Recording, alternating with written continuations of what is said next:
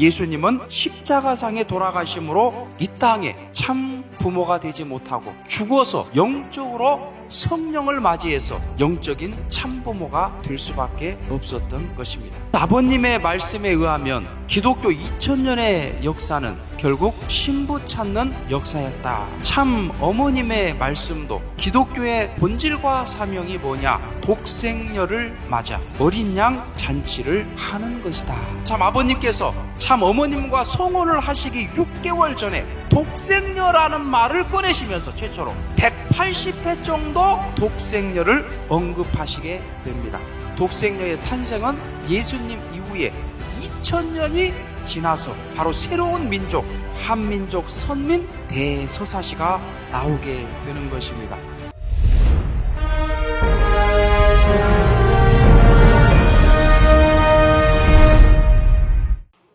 네, 1672차 효정천보 특별 수련회에 참석하신 우리 모든 식구님들을 환영합니다.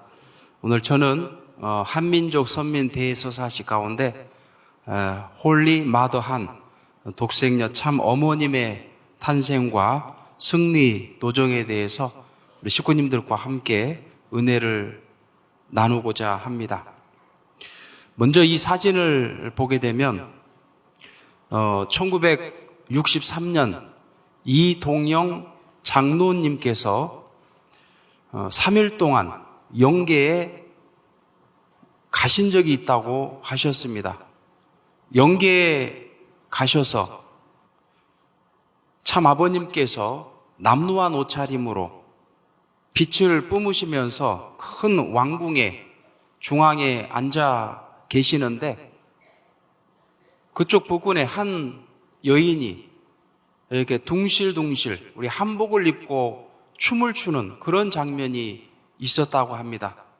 이동영 장로님께서 그 광경을 바라보시는 순간 그 여인이 마주치는 그 모습을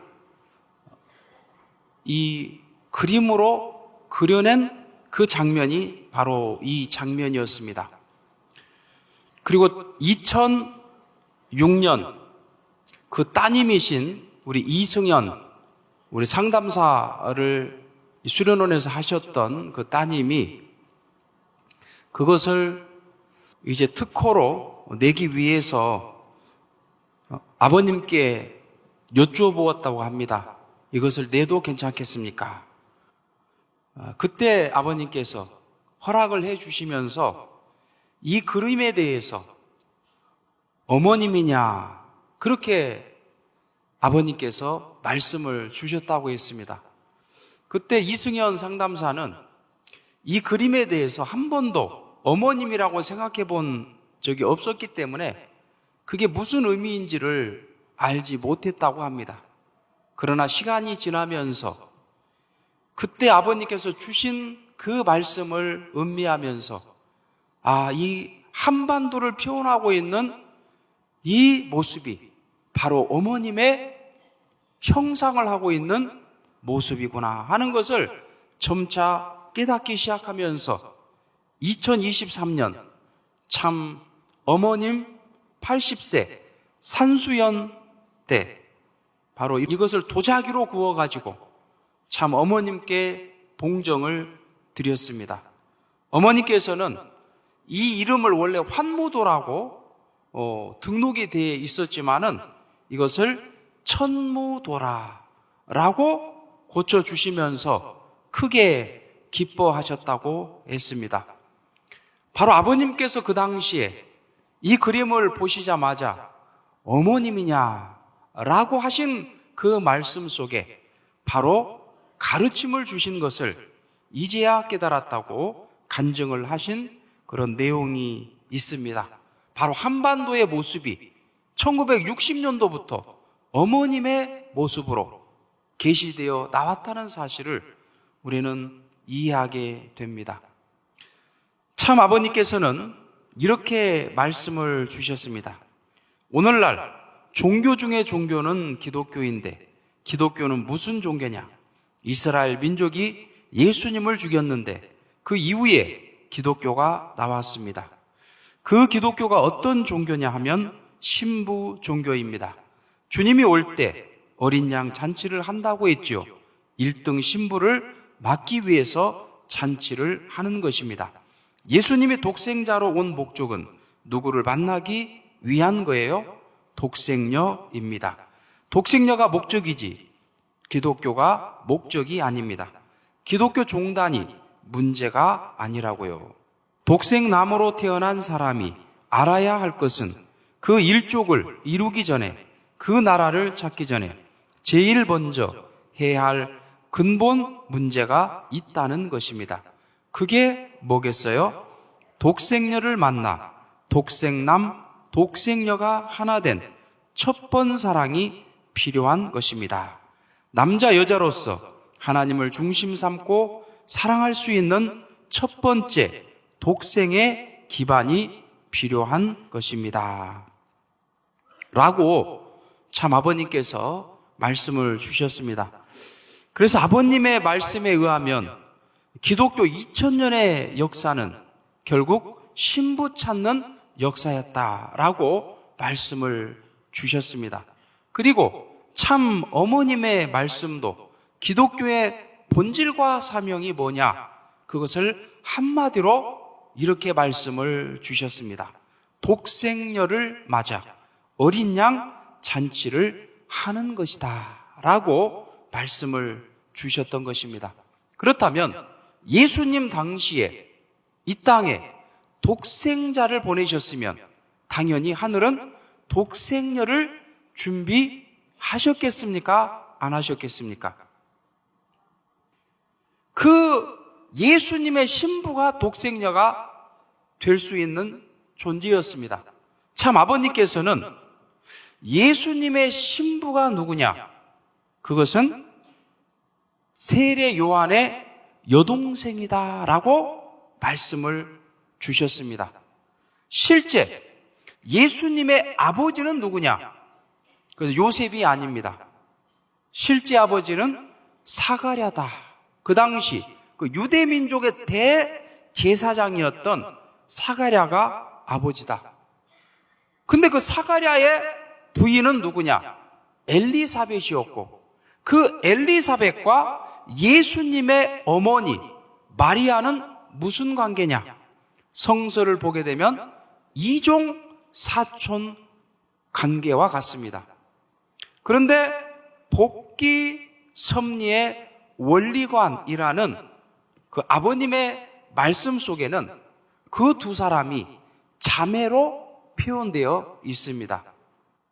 그 자매와 같은 그 두 사람이 사실은 하나 되어서 예수님을 보필했다라면 예수님은 태어나셔서 그 가정적인 탄탄한 기반 속에서 바로 유대의 왕으로 등극할 수 있는 그러한 기반이 사실은 가정적으로 갖춰졌던 것입니다.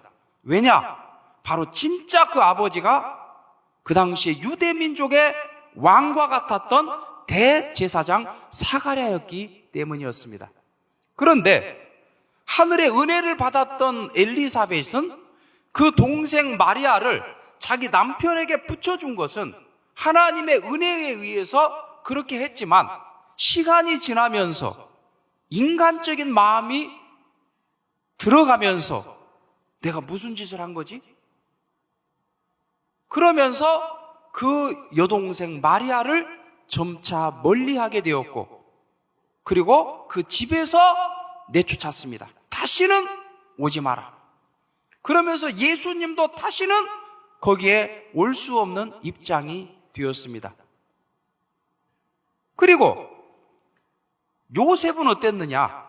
하늘의 은혜를 받아서 처음에는 배불뚝이 마리아를 그 신부로 맞이했지만 그 뱃속에 있는 아이의 아버지가 누군지 항상 궁금했습니다.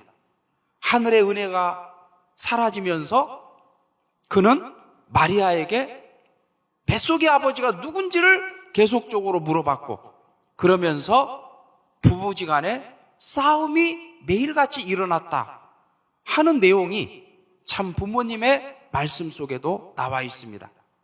자, 그렇다면 엘리사벳이 그 남편이 자기 여동생하고 문제가 생겨가지고 예수를 탄생시켰을 때 그 예수와 마리아를 내쫓았어요, 멀리.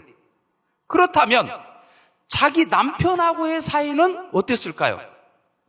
좋았을까요? 좋지 않았을까요? 좋지 않았을 것임이 분명합니다. 그래서 엘리사벳은 하늘의 말씀에 따라서 세례 요한과 더불어 그 여동생을 잉태했어야 되는데 남편하고의 사이도 틀어져 버렸기 때문에, 그리고 그때 나이는 굉장히 많았다고 성서에는 기록되어 있습니다. 세례 요한을 낳는 것도 사실은 나이가 너무 많아서 믿지를 못했습니다, 성서에는. 그런데 하물며 부부지간의 사이가 안 좋은데, 그것도 나이가 많은데 세례 요한의 여동생을 탄생시킬 수 있었을 것이냐 하는 문제에 대해서는 참 어머니께서는 독생녀가 탄생조차 하지 못했다라는 말씀을 주셨습니다. 그리고 성서에 보게 되면 어디에도 세례 요한의 여동생에 대한 흔적은 하나도 없습니다. 다만 우리는 아버님의 말씀을 유추해서 예수님의 신부는 세례 요한의 여동생이 되어야 된다 하는 그 말씀을 근거로 지금까지 예수님의 신부에 대한 그러한 것을 알고 있었습니다. 그러나 사실 성서에는, 그리고 어머님의 말씀 속에는 세례 요한의 여동생에 대한 흔적은 없는 것입니다. 이렇게 볼 때 가정적으로 보호권이 없었기 때문에 예수님을 보호할 수 있는 그러한 가정이 되지 못했기 때문에 독생녀를 탄생시킬 수 있는 그러한 울타리가 형성되지 못했다. 그리고 예수님께서는 가정적인 울타리가 없는 상황 속에서 유대민족에게 인정을 받기 위해서 출가를 했지만 유대민족도 예수님을 알지 못하고 받아들이지 못함으로 말미암아 십자가상에 돌아가심으로 말미암아 바로 예수님은 이 땅에 참 부모가 되지 못하고 죽어서 영적으로 성령을 맞이해서 영적인 참부모가 될 수밖에 없었던 것입니다. 참 부모님께서는 여러 차례 예수님이 왜 죽었는지 아느냐? 그것은 결혼을 못해서 죽었다라는 말씀을 주셨습니다. 그러면 그 결혼을 못한 것은 바로 가정적으로, 민족적으로 독생녀를 탄생시킬 수 있는 그러한 기반을 마련하지 못한 것이 가장 근본적인 이유가 된다는 사실을 우리는 비로소 깨닫게 되는 것입니다. 그러한 상황 속에서 독생녀의 탄생은 다시 예수님 이후에 2000년이 지나서 바로 새로운 민족, 한민족을 통해서 준비되어지는 그러한 과정이 있었던 것입니다. 그래서 한민족 선민 대서사시가 나오게 되는 것입니다. 우리 한민족은 카톨릭과 개신교 선교사들이 오기 전에 자발적으로 중국을 통해서 서학, 천주학을 공부한 이들이 기독교를 수용하는 중심이 되었습니다. 1907년 평양 대부흥운동이 일어났을 때 마치 예수님이 돌아가시고 오순절 때 마가의 다락방에서 성령의 은사를 통해서 초대 기독교가 발전할 수 있었던 것처럼 우리 한국의 기독교가 이 평양 대부흥을 통해 가지고 비로소 죄를 회개하고 일제의 박해를 극복할 수 있는 강한 믿음을 형성함으로 말미암아 이 땅에 재림주님과 초림 독생녀를 맞이해서 어린 양 잔치를 할 수 있는 그러한 민족적인 믿음의 기대가 형성되게 되었던 것입니다. 그래서 일본의 위대한 기독교 복음주의자 우치무라 간조는 이렇게 예언했습니다. 같이 한번 읽어볼까요? 하나님은 조선을 사랑하며 군대와 군함보다 능력이 더 강한 성령을 보내주셨다. 구세주가 조선에서 강림할 것이며 기독교 신앙이 한반도의 한민족에게 뿌리를 내리고 다시 일본에 전해질 것이다. 종교를 서양에 전파한 유대 민족과 같이 조선이 다시 동양 교화의 중심이 될 수 있다라는 예언을 했습니다. 구세주가 어디로 강림한다고요? 바로 이 조선 땅으로 강림한다는 예언을 일본인이 하고 있는 것입니다. 3.1운동은 그래서 기독교와 천도교와 불교, 이 종교의 담을 넘어가지고 모든 종교인들이 참여한 그러한 종교연합 독립운동이었습니다. 재림 주님과 독생녀를 맞이하는데도 모든 종교가 화합하여 맞이해야 되는 것이 하늘의 섭리이기 때문에 한국은 다양한 종교들이 들어와서 토착화되고 번성했던 것을 우리는 깨닫게 됩니다. 그리고 일제 40년 그 탕감 기간 동안에 이 3.1 운동과 바로 비폭력 만세 운동을 통해서 우리 한민족의 자주 독립을 세계에 알리는 그러한 계기가 되었고, 재림주님과 독생녀 탄생의 국가적 기대를 조성하게 되었습니다. 우리 대한민국은요, 왕조 국가입니다. 왕조 국가. 그런데 왕이 있으면 이 땅에 재림주님이 오셔도 어떻게 될까요? 왕조 국가를 계속 이어간다면 이 땅에 재림주님이 오시면 어떻게 될까요? 예수님 당대에도 로마를 중심 삼고 모든 어린아이를 다 죽여라. 왕조 시대에는 재림주님이 죽임을 당할 수밖에 없는 그런 환경입니다. 그렇기 때문에 일제 40년 동안의 기간은 우리 한민족에게는 고통과 시련의 엄청난 기간이지만, 그렇지만 하늘의 섭리로 놓고 본다면 수천 년 동안의 우리 한민족의 왕조 시대를 한꺼번에 무너뜨려 가지고 거기에 이 땅에 재림주님이 오실 수 있는 그런 국가적인 기대를 형성한 것이 바로 일제 40년 기간이었다 하는 것입니다. 그런 섭리적인 큰 의미가 있었기 때문에 한민족의 40년 기간은 엄청난 고통의 기간이 되기도 했던 것입니다. 그리고 1919년 이 땅에 재림주님이 오시기 1년 전에 바로 4월 11일 3대 독립선언과 3.1운동의 결과로 대한민국 임시정부가 상하이에서 수립되어 재림주님 탄생의 국가적 기반을 마련하게 되었습니다.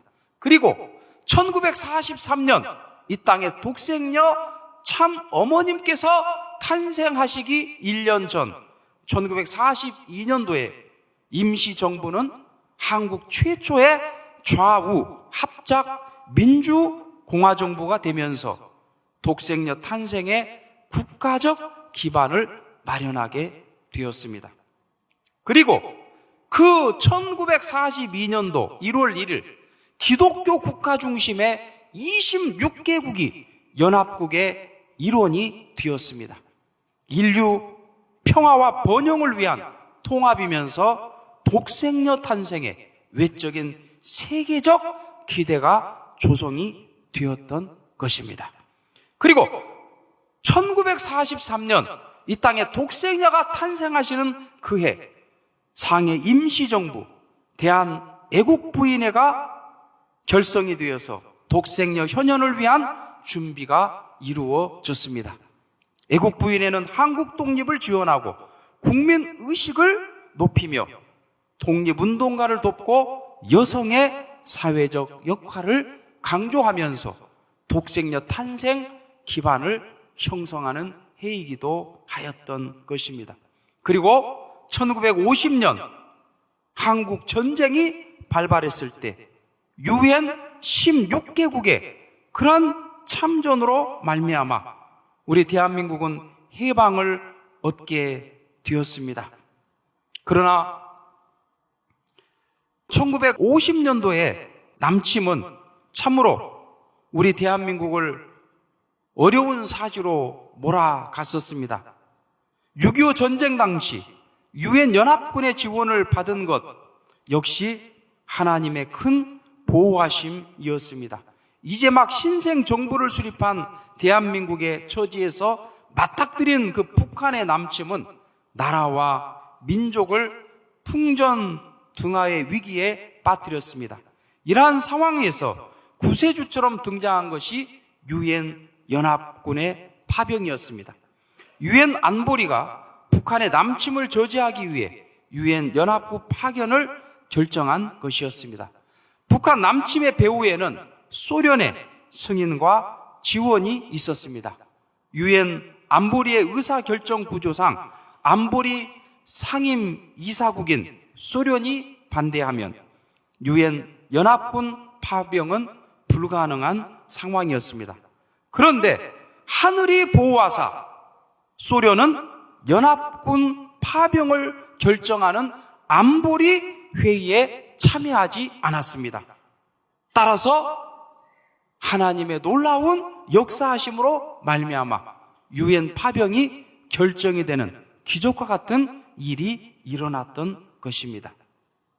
그리고 인도의 시성 타고르는 한민족에 대해서 이렇게 예언하고 있습니다.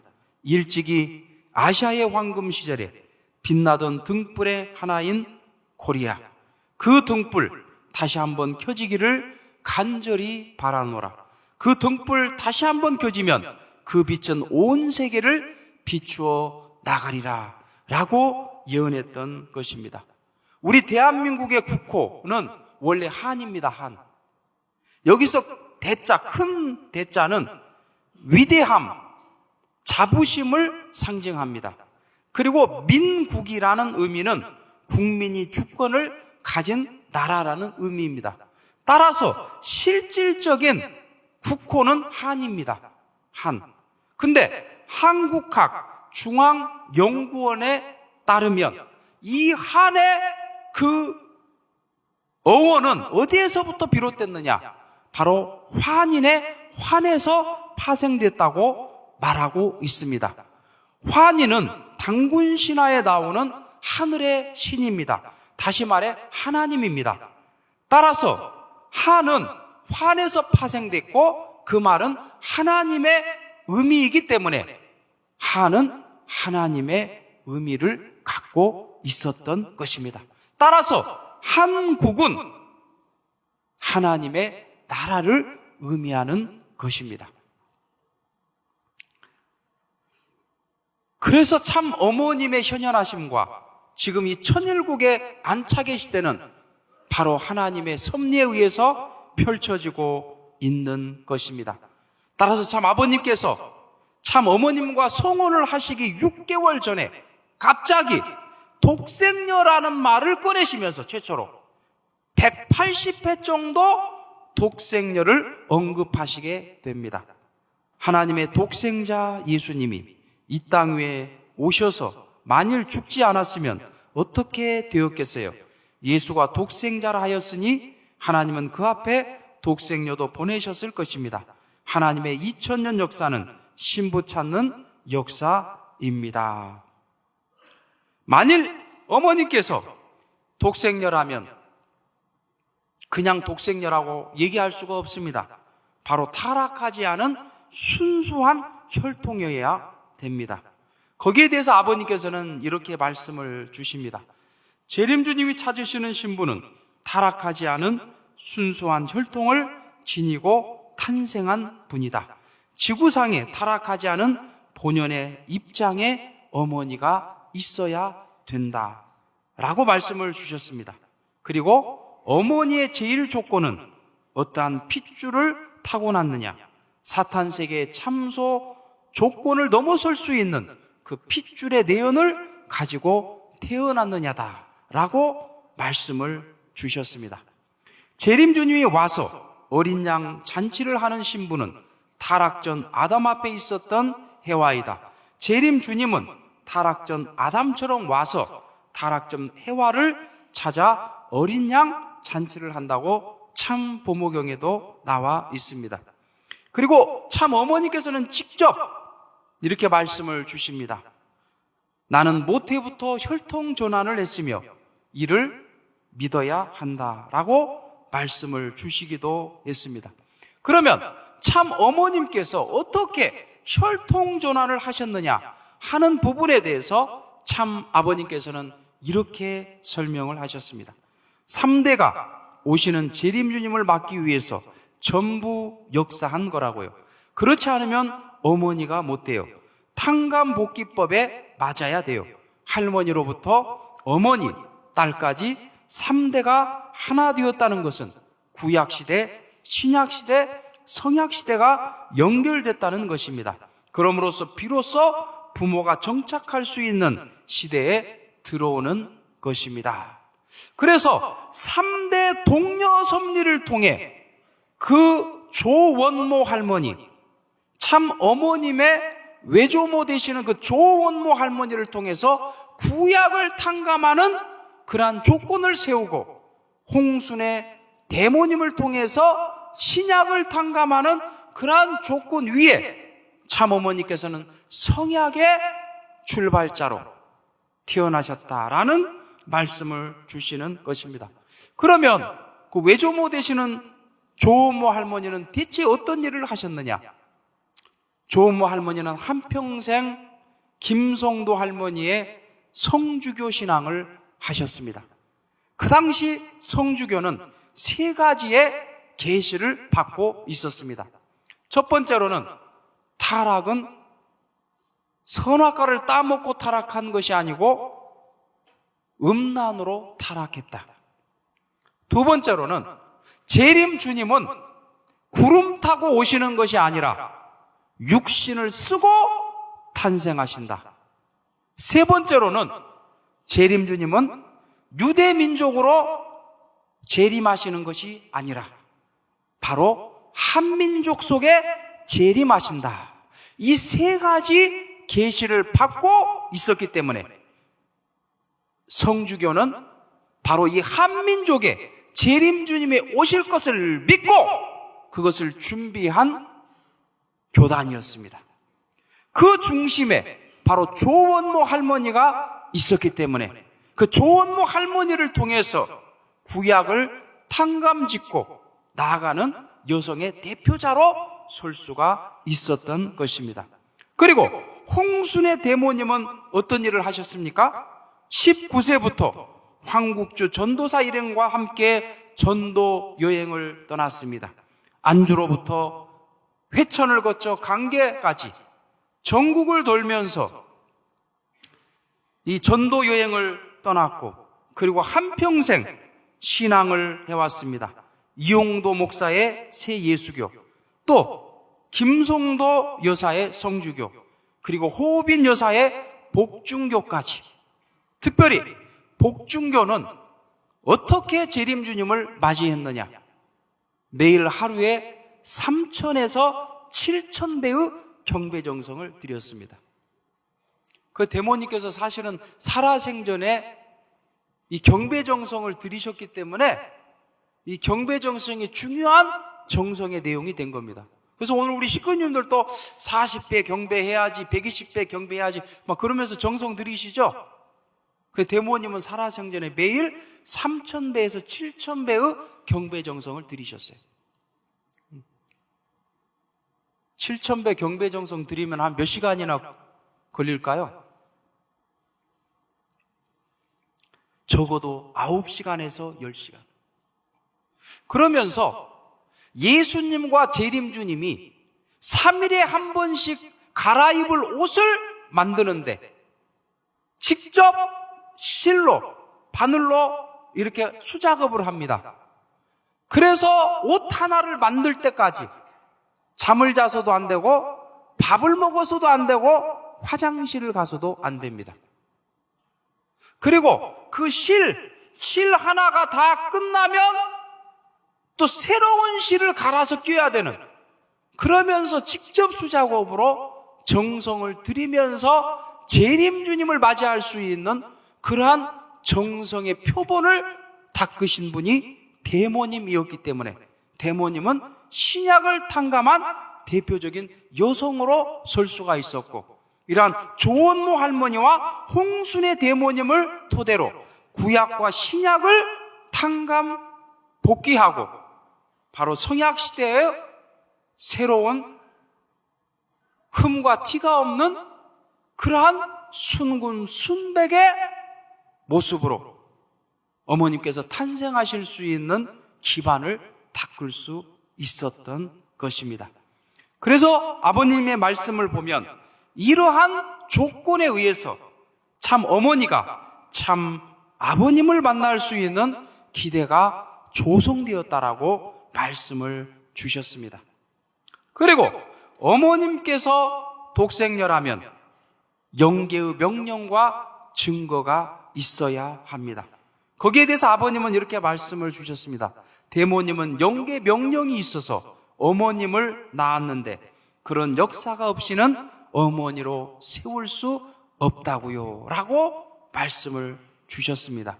그리고 탄생시 하늘의 증거가 있었다는 것은 우리 모두가 다 알고 있을 것입니다. 이 아이는 하늘의 딸이니 너는 유모와 같이 잘 기르기만 하여라 라고 대모님께 영계에서 가르침을 주셨던 것입니다. 대모님이 훌륭한 것은 그 계시를 한평생 간직하고 살았다는 것, 참 그게 위대합니다. 우리는 계시 한 번 받으면 얼마 정도 갈까요? 한 달 갑니까? 1년 갑니까? 시간이 지나고 어려움이 부닥치면 그거 다 잊어버립니다. 예수님 당시에도 그랬어요. 요셉이 그랬고 마리아가 그랬고 엘리사벳이 그랬어요. 직접 그들도 계시를 분명히 받았습니다. 성령으로 잉태한 아이니 너는 유모처럼 잘 기르기만 해라. 그거 신약시대에도 받았습니다. 그거 못 지켰습니다. 근데 대모님께서 위대한 것은 계시를 막 10번, 100번 받았을까요? 딱 한 번 받고 그걸 평생 지키셨다는 것. 정말 그게 위대한 것입니다. 우리 대모님을 위해서 감사의 박수 한번 보내드리겠습니다. 그리고 지상인의 증거도 있어야 됩니다. 신령교단 그 복중교회 호빈의 모친은 참 어머님께서 6살 때 너는 하늘의 신부가 될 것이라고 축복을 하셨습니다. 그리고 머리에 손을 얹고 바로 어머님께 모든 사명을 승계했다라고 참 아버님께서도 말씀을 주셨던 것입니다. 그리고 참 어머니께서 성혼 전 지승도 할머니는 이러한 몽시를 받았습니다. 하늘에서 수많은 학대가 날아와서 손으로 쫓으면 또 날아오고 쫓으면 또 날아와 선생님을 덮었습니다 라는 몽시를 꾸었고, 송동욱 장로는 성혼 전에 이미 우주의 어머니는 한시성을 가지신 분이라고 계시를 받고 있었던 것입니다. 그리고 어머니께서는 성혼 전 이미 체험을 통해서 하나님과 깊은 교류를 하고 계셨고 그 하나님의 뜻 성취에 대해서 이미 많은 것을 알고 계셨다고 스스로 말씀을 하셨습니다.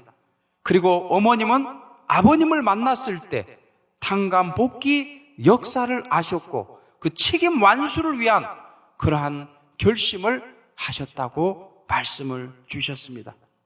그리고 이러한 성혼은 인류 역사상 처음 있는 일이었기 때문에 그 성혼식에 대해서 사탄은 총 공격을 했다고 참 아버님은 말씀을 주십니다. 말씀서집 22권에 보면 아버님께서는 이렇게 성혼식에 대해서 말씀을 하십니다. 1960년 행했던 성혼식의 배후에는 그것을 준비하기 위한 1953년부터 1960년까지의 기간은 적어도 360만 명 이상의 사람으로부터 박해를 받았고 세계 이상의 교파와 국가로부터 박해를 받았습니다. 11시에 법정에서 얻어 맞으면서 아침 3시에 결혼식을 했습니다.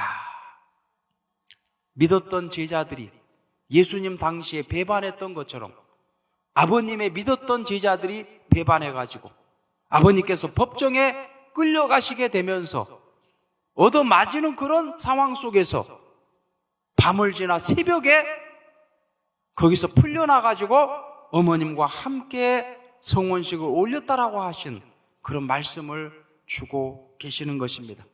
그리고 성혼식이 마쳐지고 나서도 어머님은 특별한 7년 노정을 걸어야만 하셨던 것입니다.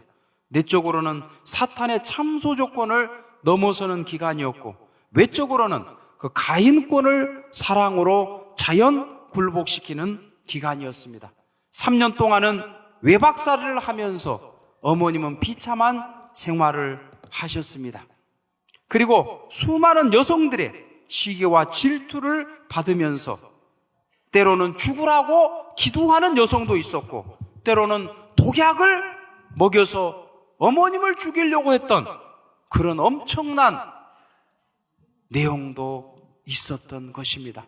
그 모든 것을 어머님은 다 극복하신 것입니다. 그래서 1차 7년 노정은 어머님이 승리하셨기 때문에 부모의 날, 자녀의 날, 만물의 날, 하나님의 날 8대 명절 가운데 가장 중요한 4대 명절을 이 7년 기간 내에 선포하실 수 있었던 것입니다. 그리고 어머니께서 최초로 공식적으로 간증을 하신 적이 있었습니다. 1976년 5월 3일 참부모 성원 17주년 기념식 때 어머님의 최초 공식 간증인데 그것을 제가 일부 읽어드리도록 하겠습니다. 아버님께서 그 위치에 서시기 위해 고난과 십자가의 길을 걸어가시는 한 나도 당연히 나대로 믿을 수 없을 만큼 견디기 어렵고 감당기 어려운 십자가를 졌던 것입니다. 물론 저도 처음부터 완전한 인간으로 출발하는 것이 아니라 완성까지 가야 되는 것입니다. 그 도달해야 하는 기준은 너무나 높아서 때로는 목표까지 가는 데는 정말 불가능하다는 생각까지 들었습니다. 그 사명을 다하고 하나님의 기대에 보답하기 위해서는 대단히 어려운 시련과 고난과 절대적인 신앙이 필요했습니다. 제가 걸어온 길은 생각하기만 해도 견디기 어려운 고난의 연속이었습니다. 하나님은 택하신 아버님에게 시련을 주신 것 같이 나에게도 몇 번이고 시련을 주셨습니다. 그리고 사탄도 아버님과 예수님을 시험한 것과 같이 나 역시 시험을 했습니다. 메시아가 통과하신 것과 같은 그런 가혹하고 지독한 시련을 이 약한 여성이 통과했다고 하니까 여러분은 믿을 수 없을 것입니다. 제 주위에 한치 앞을 볼 수 없을 정도로 많은 유혹과 시험과 여러 가지 고난들이 소용돌이치는 어려운 현실적 또는 영적인 정황이었습니다. 만일 제가 천국의 기쁜 일만을 누려왔다면 천국의 생활을 그렇게 깊이 맛보고 감사할 수 없었을 것입니다. 저는 지옥의 제일 밑바닥까지도 통과하고 그 쓴맛도 보았습니다. 이 이상 그렇게 어려운 길을 계속할 수 있는 힘이 저에게는 없습니다. 이 길을 계속 간다는 것은 절대 불가능합니다. 하나님, 왜 저에게 이런 길을 가라고 하십니까? 라고 물어볼 때도 수없이 있었습니다. 저에게 필요한 것은 참으로 지치지 않은 불굴의 신앙과 결의와 인내였고 그것이 오늘의 제 자신을 만들어 냈다고 할 수 있을 것입니다. 이 간증을 아버님께서도 다 들으시고 간증 후 아버님은 이렇게 말씀을 주셨습니다. 어머니는 통일교회에서 제일 낮은 자리, 어느 누구도 그렇게 취급당하지 않은 제일 낮은 자리에서 출발했습니다. 라는 그런 말씀을 아버님은 주셨던 것입니다. 그리고 1990년 제30일의 참 부모의 날 때 특별한 선포를 하셨습니다. 그것은 여성 전체 해방권 선포와 제2대 교주 선포였습니다. 선생님이 제1교주, 그 다음에 어머니는 제2교주다 이거예요. 지금까지는 여자들이 남자를 따랐지요. 이제는 수평이에요. 그래서 선교부 같은데 어머니를 척 보내게 되면 왜 아버님은 안 왔소? 하고 물으면 안 돼요. 라고 말씀을 주십니다. 그리고 1999년 제37회 참 만물의 날 때 참 아버님께서는 참 어머님을 위해서 그 승리의 증표로 표창패를 직접 만들어서 어머님께 봉정을 하셨던 것입니다. 노란색 부분만 제가 읽어드리겠습니다. 귀하께서는 본연의 하나님의 자녀이며 인류의 참된 어머니의 사명을 가지고 이 땅에 오셨습니다. 하늘만이 기억하시는 가운데 탕감복귀의 고난의 노정을 절대신앙, 절대사랑, 절대복종으로 승리하여 영원한 전통을 세우셨습니다. 1960년 성혼하신 후 하늘 앞에 참된 자녀의 사명, 남편 앞에 참된 부인의 사명, 그리고 자녀 앞에 참된 부모의 사명을 완수하셨습니다. 하나님의 복귀 섭리와 참 부모님의 복귀 성업이 영계와 육계에서 만민에게 전수해 주셨습니다. 라고 어머님의 승리를 아버님께서는 직접 치하해 주셨던 것입니다. 그리고 2010년 6월 19일과 6월 26일 두 차례 새벽 2시 20분과 새벽 3시 25분에 참 아버님과 참 어머님은 최종 일치, 최종 완성, 최종 완결, 최종 완료했다는 사실을 하늘 앞에 봉헌하시고 선포하셨던 것입니다. 그러므로 말미암아 비로소 천일국 기원절이 2013년도에 열리게 되었다는 것을 우리는 이해해야 되겠습니다. 참 아버님 성화 후 참 어머님께서는 이렇게 말씀을 주십니다. 아버님, 이제 이후로는 걱정하지 마십시오. 저희들이 기필코 책임안수하겠습니다. 지금부터 우리의 섭리, 참 부모님의 섭리는 나라를 찾는 일입니다. 세계를 상대로 하게 될 때 적어도 2020년에는 7개국 이상의 국가들이 복귀된 기준에서 하늘을 맞아야 됩니다. 라고 말씀을 주시면서 그 7년 동안 어머니께서는 7,000년 역사를 복귀하고 바로 천일국 안착의 시대를 열어주셨던 것입니다. 먼저 천일국 계문을 선포하셨습니다. 그리고 천일국의 키트를 확립하셨습니다. 하나님을 하늘 부모님으로, 그리고 천일국 헌법을 제정 반포하셨습니다. 천성경, 평화경, 참부모경 3대 경전을 편찬하셨습니다. 옛날 그 8대 교재 교본 속에 들어간 천성경은 내용이 2004년도까지밖에 말씀이 안 들어가 있어요. 아버님 말씀이 2004년도까지밖에 안 들어가 있습니다. 여러분, 2005년도는 무슨 일이 있었습니까? UN, 아벨 UN, UPF를 천주평화연합을 창설하셨어요. 2006년은 무슨 일이 있었습니까? 천정궁 입궁식이 있었습니다. 그러면서 2012년까지 그 말씀은 하나도 없습니다. 그 내용들이. 그러면 최근의 말씀까지 넣는 것이 맞습니까? 아니면 2004년도까지 말씀만 있는 것이 맞습니까? 최근의 말씀까지 모든 말씀을 다 집어넣어 가지고 어머니께서는 3대 경전으로 모든 8대 교재교본이 다 들어가게 공표를 해 주신 것입니다. 아주. 그리고 천일국 안착과 인재 양성을 하셨습니다. 원모 평해재단 장학회, 천주 평화사관학교, 그리고 선학평화상 등을 제정해 주셨습니다. 외적으로는 7개 국가를 복귀하셨습니다. 이 복귀의 기준은 그 나라의 국가 수반을 중심 삼고 바로 평화 서밋을 진행하면서 그리고 축복식을 국가적인 차원에서 하는 그런 내용들을 국가 복귀의 기준으로 어머니께서는 허락해 주셨던 것입니다. 그리고 7대 종단 복귀도 하셨습니다. 사무엘 하데베 선지자 같은 분은 700만 이상을 거느린 그러한 수장입니다. 거기 안에는 사실은 그 여러 이 교단이 사실은 묶어져 있습니다. 여러 교단이. 사실은 7개 교단이 훨씬 넘어가요. 그런 모든 기반을 7년 동안 어머니께서는 닦아내셨던 것입니다.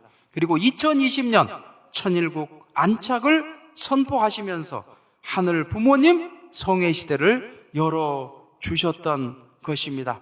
그리고 모든 축복 가정들이 빛날 수 있도록, 도금에서 순금이 될 수 있도록, 원석이 보석이 될 수 있도록 그렇게 높여주신 그것이 천보 등재 가정이었던 것입니다.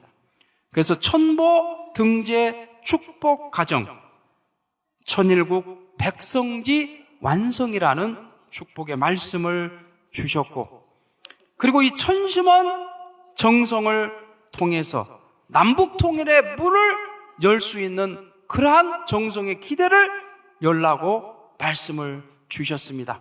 천심원은 세계 정성 중심 본부이며 영적 섭리의 본전이며 영성 개발의 본전이며 참 아버님의 집무실이며 앞으로 2세, 3세 제사장 그룹을 양성할 수 있는 그러한 곳이다.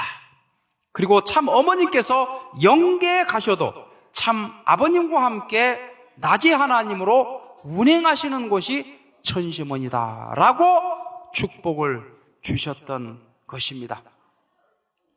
그리고 천원궁 천일성전 입궁식을 앞에 두면서 이 천일성전에 입궁을 하면 천년만년 하늘 부모님께서 직접 이 지상세계를 치리하는 시대가 열린다라고 말씀을 주시면서 천원궁 천일성전의 입궁식은 인류 역사의 완성이요 하늘섭리의 완성이라고 축복해 주셨던 것입니다.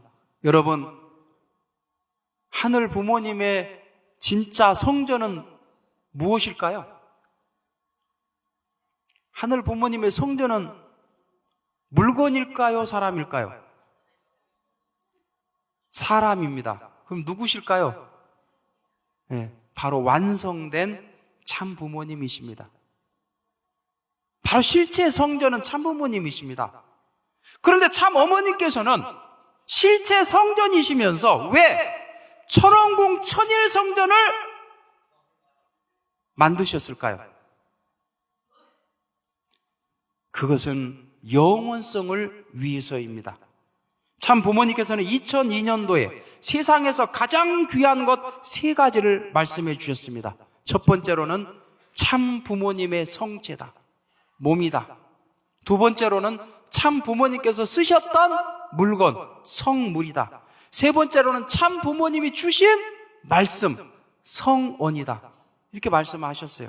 그런데 성체는 영원합니까? 지상에서? 아버님도 영계에 가셨지만 어머님도 어때요? 영원히 지상에 계십니까? 안 계시죠. 그래서 그 참 부모님의 그 영원성을 이 지상에 남겨놓고 그 참 부모님께서 직접 영원 무궁토록 치리하실 수 있는 장소가 천원궁 천일성전이다. 성체의 의미가 있습니다. 그리고 평화의 업적 전시관이 세워집니다. 천원궁에는. 거기에는 참 부모님께서 쓰셨던 많은 섭리적인 물건들, 성물들이 진열되게 됩니다. 그리고 참 부모님의 말씀, 그 말씀이 옛날 말씀으로 끝나는 것이 아니고 오늘 이 시대에 바로 천일국의 중앙청으로서 직접 치리하시는, 그 말씀을 중심 삼고 치리하시는 그러한 천일국 중앙청의 역할을 하게 될 것입니다. 그것이 바로 천원궁의 섭리적인 의미가 되는 것입니다.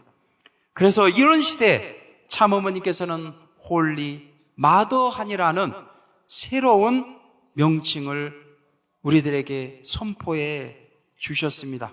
여기에 대해서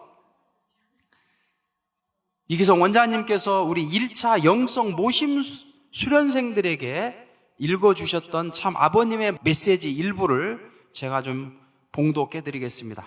어머니가 왜 홀리 마더 한을 선포하셨는가? 홀리 마더 한은 이제껏 말씀하신 독생녀, 평화의 어머니, 실체 성령, 지금까지의 모든 걸 포괄하는 그런 말이 되는 거야.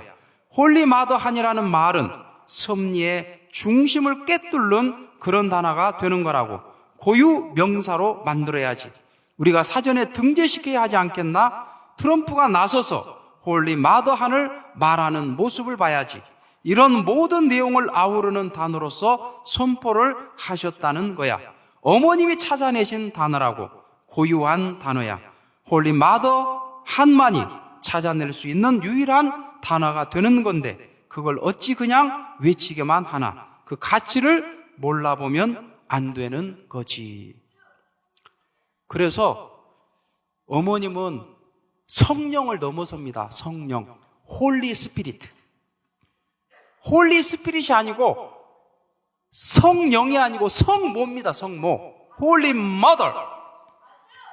그것은 어떤 예수님의 성모를 의미하는 게 아니에요. 그 단계가 아닙니다. 성모. 근데 지금까지는 마더문이었어요. 마더문.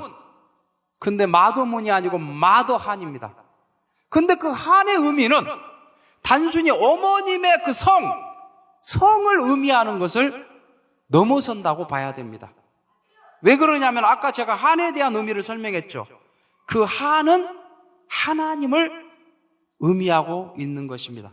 따라서 홀리 마더 한은 하늘 어머님을 상징하는 의미가 되는 것입니다.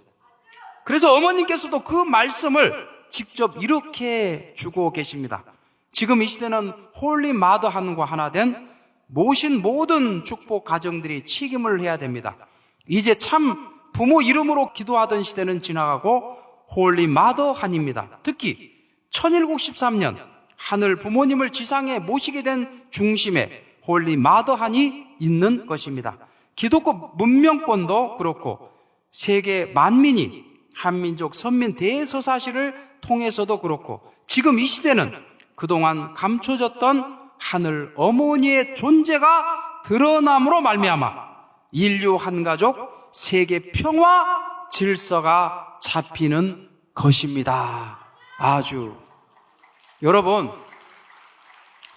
가정에 우리가 집에 딱 들어갔는데 엄마가 없으면 어때요? 엄마가 없으면 어때요? 아빠가 계셔도 집에 아무도 없어요? 엄마가 없으면 가정의 질서가 생기지 않습니다. 그렇죠? 사랑의 질서예요, 그거는. 네. 엄마는 99.999%의 요소를, 자녀의 모든 요소를 갖고 있는 겁니다. 네.